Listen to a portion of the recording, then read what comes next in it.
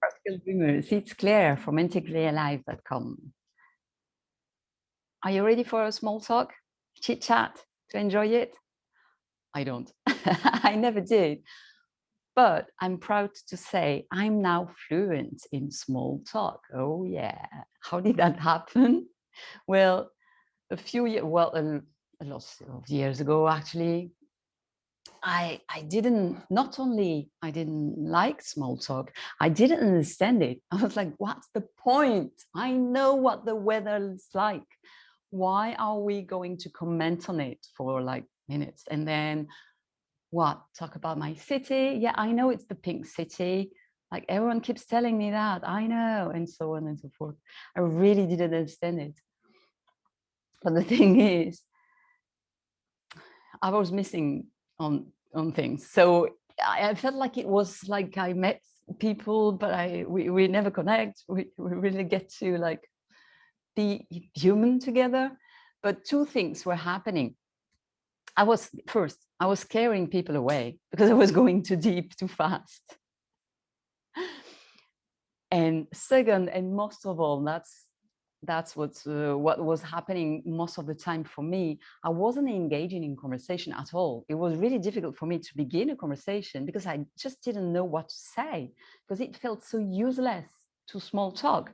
But at the same time, I wasn't stupid. I was so that if I didn't small talk, people were scared, feeling uncomfortable or weird.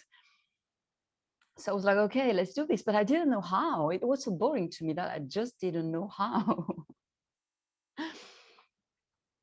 So I learned to do it in the end because I realized that was happening and I wanted to connect to people. Why is it so important to small talk? It's a friend of mine just said to me the other day, it's the glue of conversations. Like it's the glue that brings you together to begin with. And I like this idea. Because that's right. Small talk makes you safe to begin with and to go deeper on the conversation with someone.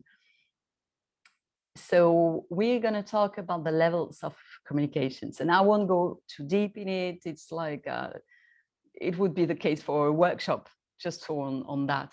But to like sum it up, there are three levels that we will consider today.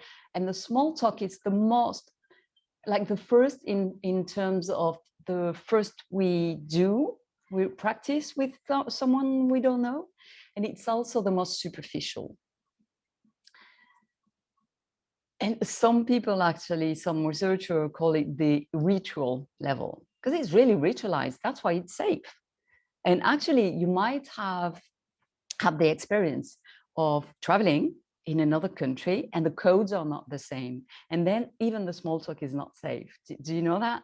Like in France, for example, it's really common, and most European countries, it's really common to like shake hands or do, yes, the la bise that you all know. So we say hello in a ritual way, and you say hello, and first maybe you're going to ask the name or maybe where the person is from. So very superficial questions. There's also this universal, oh, how are you, which no one really mean. Like it's really small talk. It's not the how are you would ask to a friend wanting really to know what's going on. It's just how are you, a way to say hello. So that's small talk, and that's super safe because it's codified. So everyone knows more or less what's going to happen in that. And it gets you to know like the energy of the person. And then when you go into a kind of deeper level of small talk, maybe talking about, yeah, the weather, the football, whatever, it shows, so, okay, how does this, how can I say that? What is the interest of the person? Where is it going to? And do you match on that? And that is important to know if you want to go deeper in the conversation, or is you just, oh, it was nice to meet you, bye. Yeah. And actually, just a few years back, I got the skip your small talk entirely treatment, and it felt weird. It went something like that. It was a guy I knew, but just we kind of you know, when you met someone a few times where you didn't really get to know them, you just, hey, how are you, this kind of stuff, small talk, right? But not enough small talk to feel ready to move on. So that day I saw him and he just sat next to me in a bar, say hi. And the next thing, the very next thing he said to me was this question: so tell me something you never told to anyone else. And I was like, really? That's how you're gonna make me feel safe enough to reveal you the secret I never told someone. There is a reason why we never tell people things, right? We need our privacy, vulnerability, and so on. And I mean, by the way, by the time I understood how the purpose of small talk, but it was a very clear, like, felt sense experience of, oh wow, yeah, I really feel unsafe and unseen right now. Like, how can you feel like that it's okay to ask this question at that moment of the conversation? Later on, that could be totally fine, but right now it's like, so I'm going to pass on. So how do you small talk painlessly? Wow, that was a nice mislanguage. So, I mean, small talk, first off, small talk is actually not a problem. It's cool. It's gonna, I'll actually be fun. Now I almost enjoy small talk sometimes. But the problem is most people never go deeper. So I told you, it's only the first level, the more superficial. And in each level, you are like more closer to the surface, or you begin to go deeper. So there is also some latitude in the small talk to go a bit deeper.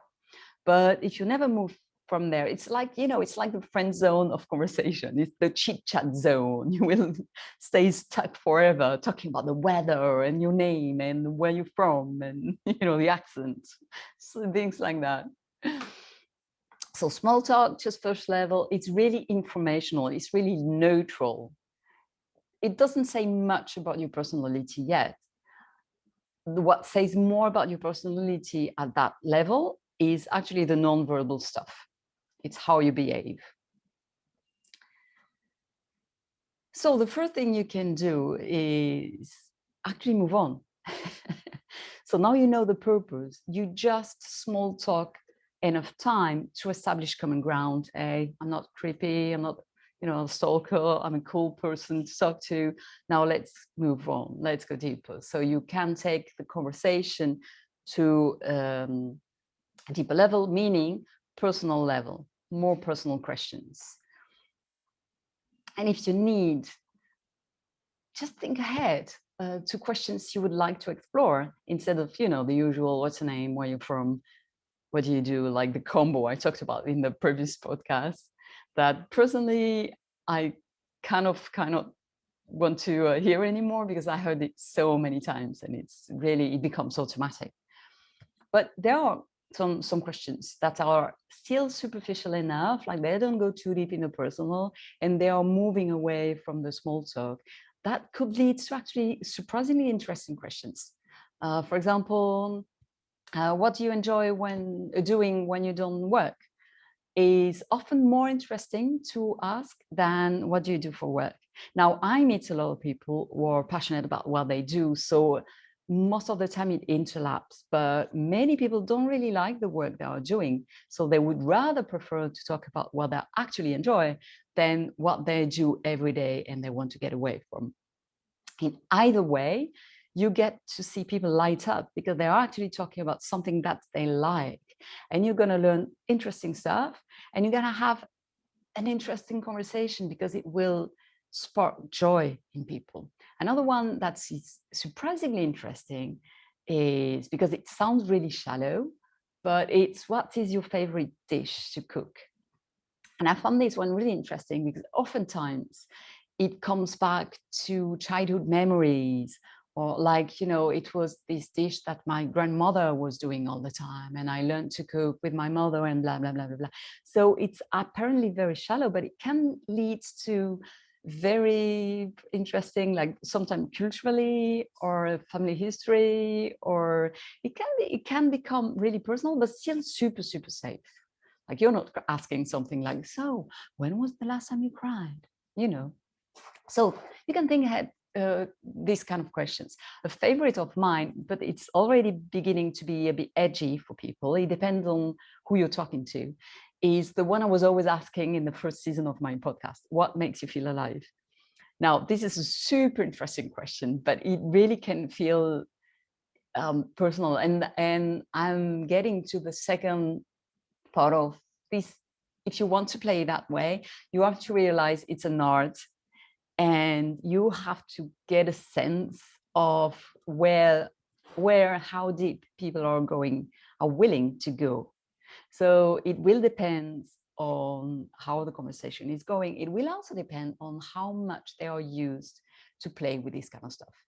If they are used to, authentic relating, circling, they will take all these questions because they will know first, they don't have to reply to anything at all if they don't want to. They will be really relaxed about telling you, well, I'm not really comfortable to talk about this right now. So how about we blah, blah, blah instead? If they are not, people could feel they have to reply to you and feel really uncomfortable. So this is an art, and it comes with practice. After a while, you kind of get a sense and a feel of how deep people are willing to go. But again, in doubt, always pick a question that is personal. So you're asking the person what they think or feel about something, but it's still superficial enough that they can stay on an anecdotal plane, like what do you like to cook, what do you enjoy doing when you don't work, this kind of stuff. But yeah, the deeper you go down the level, so from ritual, informational, personal, that's where you really begin to connect with the other person. And there are deeper levels, but that's not the scope of this podcast. But the thing is, most of us never learned it. And we don't know, like I was totally ignorant, not blissfully, but actually completely ignorant about this and wondering why is it difficult to connect with people? Why do I find it difficult? Now I know. So by the way, that's the kind of thing we play in the deep connection fun, real fun meetup that I'm doing every Tuesday, because exactly for that, most of us don't learn it. So we need a safe place to play with that, and have people also give them feedback. It's really interesting when we play with this kind of stuff and we're in a safe place where people give actual feedback on, well, this question actually felt weird for this and this and that. Or, oh, I love your question. I had this one time in the authentic relating workshop. The conversation was actually about where you're from, what you like in your current country. And usually I just can't stand these conversations because I had it so much. But this time was special because the person took it on a very personal level, and it changed the whole conversation. So that was really interesting for me to witness. Oh, usually exactly this line of questionings, I'm very bored with it, but that time something's different. Anyway, the second small thing you can do with small talk, besides from moving on when it's time, is play with it. So that's the first was, well, change questions, change topics, move away. This one would be change your answers. Try answering small talk level questions with personal level answers. So for example, the next time someone asks you, how are you? Take it personal. So don't answer, the automatic, oh, I'm fine, or the inauthentic, oh, I'm good, when the real answer is, well, I'm good for relax right now because I'm super tired and blah blah blah blah blah. So give an honest answer and see how deep you want to take it. Again, what I find fascinating with some of the ritual questions is you can actually take the answer quite deep or stay shallow. So it gives you the total control on how you want to play that. But to a questions like, how are you?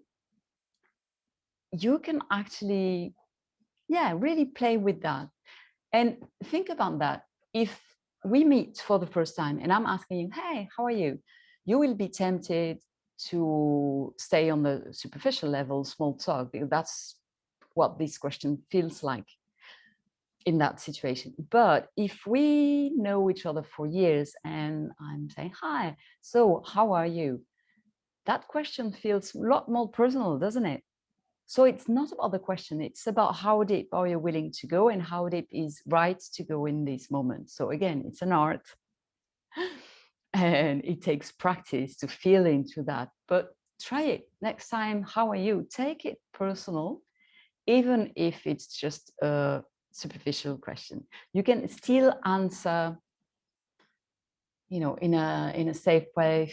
You don't have to like tell all the way of your struggle that day if you're struggling, or it's always more edgy when we're struggling, right? It's easy to say I'm super good because I just saw my friends and you know this is super good. It's a bit more complicated and difficult for us. I mean, it feels, it's not actually, with practice it's not, but it feels more difficult to admit, well, I'm not so, you know, I feel a bit tired today because actually, real story. my, my neighbor did a freaking washing machine at 6 in the morning this morning. And it wasn't great. I was up way before than I used to do. And especially with the noise, that's not great. I just went really personal, but still in a superficial level. I didn't share my big secret or anything. So it still feels safe for me and the other person. But we're already going down a level to a personal level.